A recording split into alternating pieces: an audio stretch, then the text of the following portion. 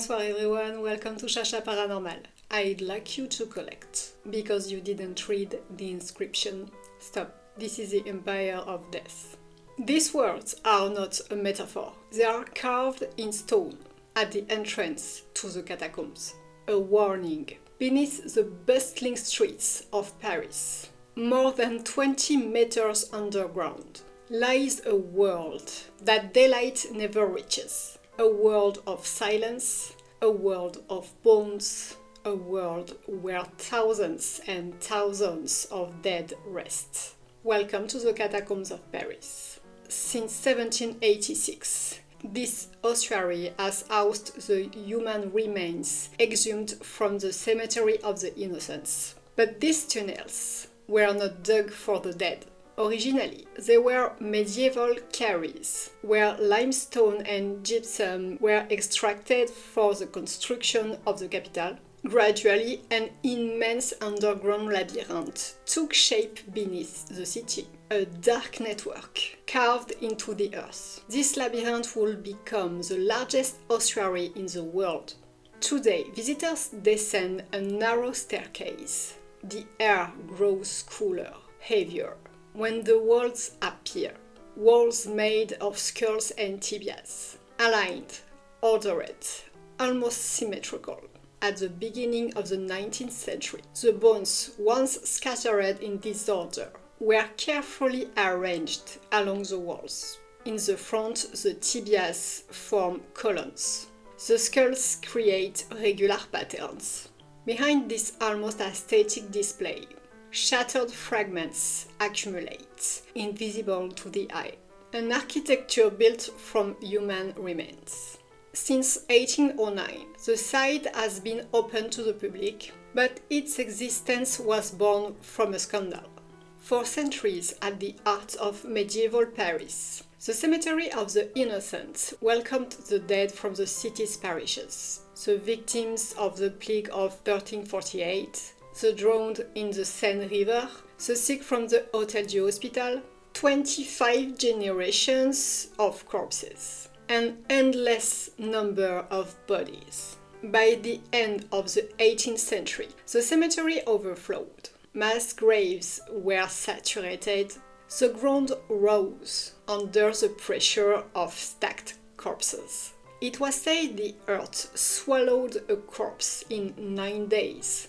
But nothing disappears. From the 14th century, galleries called putrid rooms had been built to store exhumed skeletons. Beneath their arcades moved a marginalized population. Public scribes, tavern keepers, prostitutes, and criminals from the Cour des Miracles, a squalid district of old Paris, where beggars and thieves faked infirmities by day to elicit pity, only to regain their strength at night. By the light of the lantern of the dead, alchemists and sorcerers mingled with the shadows. Some dug up freshly buried corpses to sell to medical students. Then came May 30th, 1780. The wall of a nearby cellar collapsed. Under the weight of decomposing bodies, a torrent of human remains flooded the basement. A mephitic gas sprayed. The stench was unbearable. This time, action was required. In 1785, the Council of State ordered the transfer of the bones out of the city. The old quarries near the Barrière d'Enfer, the Gate of Hell, were chosen. The name itself seemed almost symbolic. One night of April 7, 1786, a procession began. By torchlights, priests chanted the prayer of the dead. The first bones left the Cemetery of the Innocents. Night after night for years, carts crossed the sleeping city.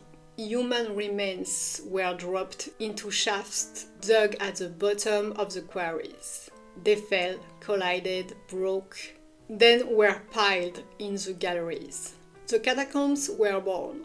The transfers continued until 1814, then resumed later.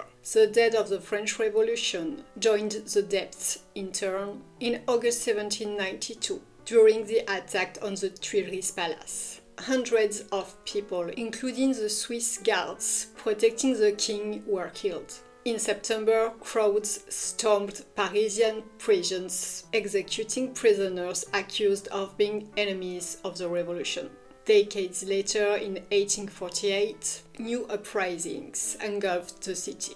Street battles claimed yet more victims. All ended there, in the darkness. At the beginning of the 19th century, Louis-Étienne Ricard de Thury, chief inspector of the quarries, set out to transform the chaos into a display.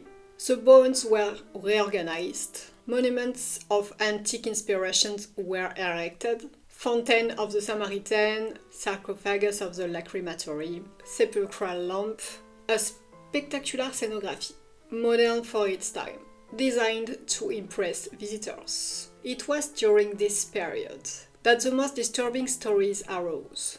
Ricard de Thury himself reportedly saw a strange figure during the consolidation work. Quarry workers spoke of an entity with horns, goat-like feet, a tail, and a green color.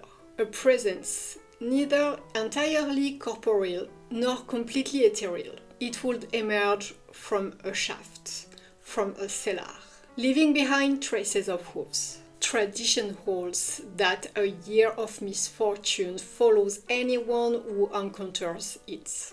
The legend of the Green Man was born. Even today, some clandestine explorers claim to feel a presence behind them, a breath, a sensation of being watched. They turn around, there is nothing. But sometimes horror is no legend. In 1793, Philibert Aspairt, doorman of the Val de Grâce, ventured alone into the galleries with only a simple candle. He got lost in total darkness. Without landmarks, he wandered. He died of hunger and thirst. His body was not found until 11 years later, identified by the bunch of keys still attached to his belt. He was buried on the spot. The exact location of his discovery was beneath the old Rue de l'Enfer, Hell Street. Today, only 1.5 kilometers path is accessible to the public. Hundreds of other galleries remain closed, inaccessible, officially for safety reasons. But what do they still contain?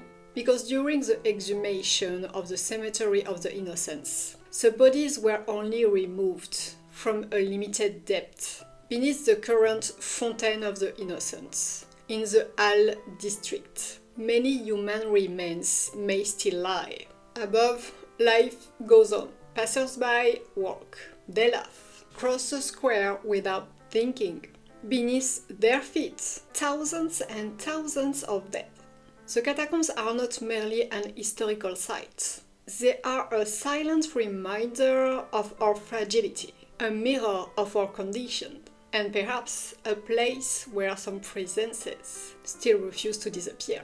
So next time you walk the streets of Paris, remember, beneath the pavement, there is not only stone, there is the empire of death. That's all for tonight. I hope you enjoyed the video. I'll be back very soon. Bye!